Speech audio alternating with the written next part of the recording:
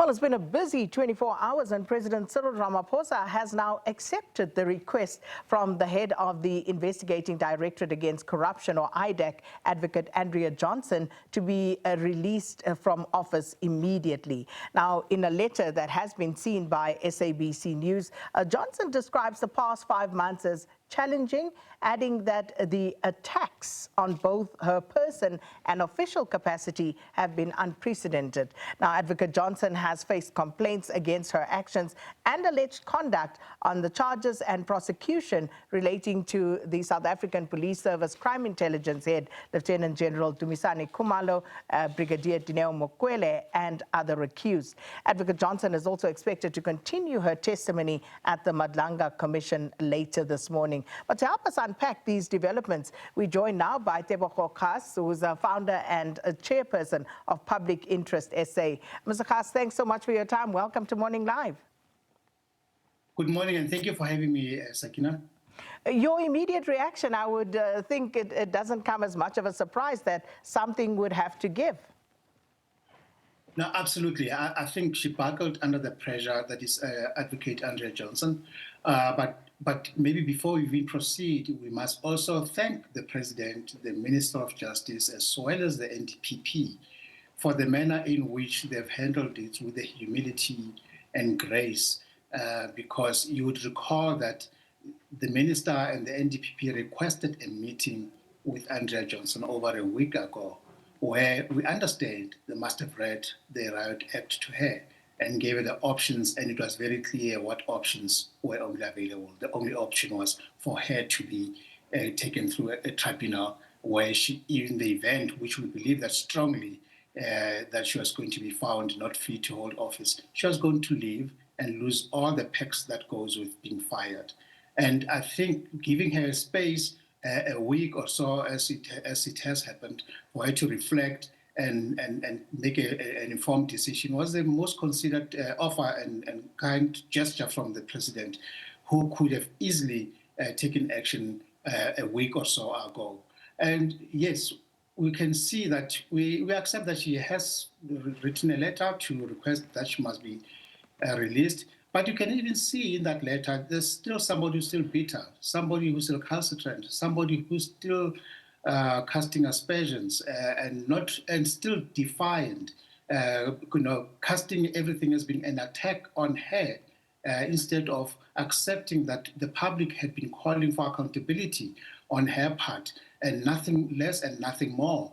And there was no attack, but there was no animus, unlike what she had been doing while she was in the role, as we've seen through Madlanga and her prosecution of the likes of Brigadier Mokwele and others. And sure, we accepted the resignation. It's a sad thing. It's a sad day for our democracy. At the same time as we welcome her resignation, because we should not be having a head of an institution as important as IDAC having had to resign because of what she's done or what she's not capable of doing, that is conduct herself upright.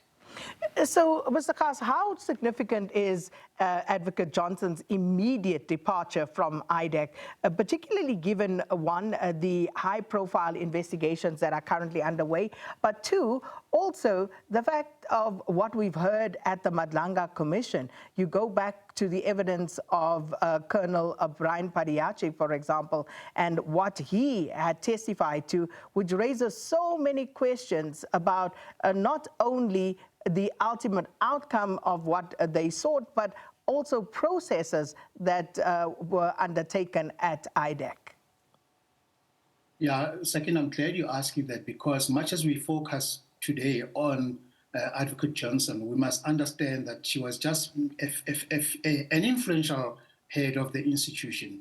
But she was supported by individuals who did not question her judgment, who did not question those of their fellow colleagues who were doing wrong, and they knew about it. And those individuals still remain, at least for now.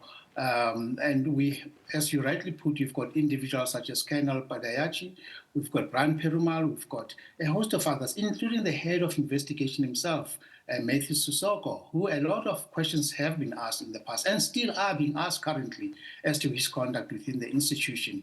And until such time that there's a clear indication that those who are within the institution are committed to what they were employed to. There's still going to be a cloud, and public confidence in the institution itself will continue to suffer. And until such time that something is done to reassure the public. And I think the departure of Andrea Johnson is one way of being able to go one step towards accountability in the institution and ensure that a reset is actually conducted, because we do need an institution such as IDEC, but in its current form and the individuals who are involved in running it, it is not delivering on what it ought to be doing. In fact, it has lost track of the cases like the state capture cases that it was actually founded to focus on initially, to now focus on an individual's qualification, which it turns out that they actually got that one wrong. So it doesn't do well, and it also emboldens those in the hot process of the criminal justice systems. Individuals who had their cases withdrawn because IDEC was not prepared, was not ready when they enrolled these cases. And now, instead of focusing on re-enrolling those cases and making sure that it shows that it can discharge its mandate passionately or dispassionately, it has failed. Instead, it has been found that the leader has actually been slipping envelopes or slipping information or dockets to individuals who are not supposed to be seeing those dockets or information. And that, for us, it's one of the shocking revelations that actually came out of the Madlanga Commission. And that evidence, of course, through Witness M is also crucial because it speaks of a previous attempt to actually investigate and possibly prosecute Advocate Johnson for behavior unbecoming. But that, of course, did not happen. We know that the former NDPP, Shamila Batoy, was also dragged into that particular malaise through the evidence of Rulofse and McLean at the Madlanga Commission.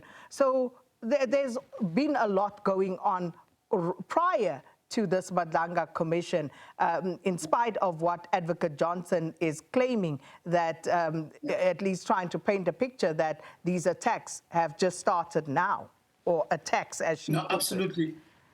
Absolutely, Sakina. And we beseech on the authorities here, we're talking about the NDPP, to look into those matters with an intention to prefer charges of defeating the ends of justice on both the former NDPP, that is Advocate Shamila Batoy, as well as Andrea Johnson herself, because it cannot be, even if she resigns or others have retired, it doesn't absolve them from criminal accountability if such can be proven or can be alleged with sufficient evidence. And in which case, we believe that there is. So in order to make sure that you really hold everybody accountable, past and present, you have to make sure that you pursue those instances, because it will set a bad example if there's no pursuit of anybody who has been found to have conducted themselves or misconducted themselves, as it has been the case in this instance. So certainly we believe that it is not the end of it all. We do know, for example, Public Interest SA has also registered a criminal complaint, which has been fully investigated now, and the matter has been handed over to the NPA for a decision whether to prosecute or not. And we hopefully believe that in the event that the decision is to go and prosecute her because there is sufficient evidence under PRECA, she must account for that. So she cannot run away from accountability. In fact, if I were Andrea Johnson, I would make sure that I go to Madlanga this time around and be as forthright and be as contrite as possibly can, and offer any and all information that will assist the Commission in its inquiry, and that would assist improvements within the criminal justice system, and not try and play games and plead the kind of plead the fifth as she has been doing so far, which is not helpful for somebody as senior in the criminal justice system as we understand that she does have rights just like you and I, but at some point just makes it just bizarre that somebody doesn't want to answer whether or not they're complicit or they've done something wrong or not. Where she, of course, could not plead the fifth was when it came to the charges that were brought against Brigadier Dineo Mokwele, who they had, as the IDEC referred to as someone who was unqualified and a token appointment. And we saw last week Advocate Johnson having to concede and, in fact, going as far as apologizing to Brigadier Mokwele for that when it was broken down and pointed out to her by Commissioner Khumalo that Brigadier Mokwele was, in fact, if you will, overqualified for that particular position. So that she couldn't get away from. But in terms of the damage that has already been done to Brigadier Mokwele's reputation, being called a token, being called unqualified, being parachuted into a position. We heard the likes of Paul O'Sullivan saying that Brigadier Mokwele was a receptionist at BMW before this position at in the police. And none of that was true. You know, if it was a movie, I don't think even the best directors or script writers would have scripted anything any closer to what we see unfold here. Sakina, from time to time, the SABC and other corporates host youngsters on career fairs and encouraging them to do STEM courses, science, technology, engineering, and maths, and aspire, especially young girls, aspire to go into domains that have hitherto been foreign or prohibited to them. And that's what Brigadier Mokwele did. She went and studied, and she attained what she's attained. And we understand that she's also enrolled currently for an MBA, for that matter. And to be told as a key tea girl with MBA, I would love to have somebody serving me tea, and I wouldn't call them a girl for that, by the way, and with an MBA or with the kind of mechatronics or other engineering degrees that she has, which is not the case, which is something that on its own is just something that she should be ashamed of. And it actually discourages youngsters to even join the SAPS, which needs this kind of rare skills that Brigadier Mokwele has, and to ensure that they get to the bottom of criminality. And you can see now why it was important that Brigadier Mokwele was not appointed, because now we believe that there might have been favors being paid or being returned to some people within crime intelligence to ensure that that post would have been filled by somebody that they would rather be able to control, and which is not the case. But more importantly, and before you release me, I'm sure you're going to be releasing me soon, what this tells us is that we need to relook at all the cases, especially the high-profile cases that Andrea Johnson has been involved with or has actually okayed, including the one where she charged the National Commissioner and put him alongside criminals or alleged criminals, or he's a criminal, like Pat Matlala, who faces charges of corruption, fraud, and many other heinous things, including attempted murders in other courts. And to what image, the optics was he trying to do? In circumstances where I believe that even that matter itself, we may very well find that it doesn't actually stick. And it actually makes it difficult to even prosecute real criminals or real individuals who ought to be taken to courts because of the conduct of somebody like this. It just sullies the whole justice system. And as Public Interest South Africa, you have called on the NPA to drop the charges against Brigadier Dineo Mokwele, Lt-Gen Dumisani Khumalo, and their co-accused. So what questions, if any, have risen about this particular case, especially after we've heard the testimony so far of Advocate Johnson at the Madlanga Commission? You know, we had the benefit of individuals being exposed to a commission as eminent as the Madlanga Commission, who were able to pierce through the veil that was put in preferring these charges against these individuals. They may very well have prevailed if they had gone to church, as the matter proceeds to court, where it might very well be that the legal team may be able to show that this case, charges are spurious and all that. But to the extent that this has happened, you ask yourself, how many individuals out there, innocent individuals, have fallen victim to the whims of a prosecuting authority under IDEC's boss, where they ought not to be before court, and how many people have been given a bye solely because they were in the good books of a particular individual or head of an institution such as IDEC, and in circumstances where the wheels of justice are creaking to almost to a halt, especially when it comes to major cases or a significant case of public interest.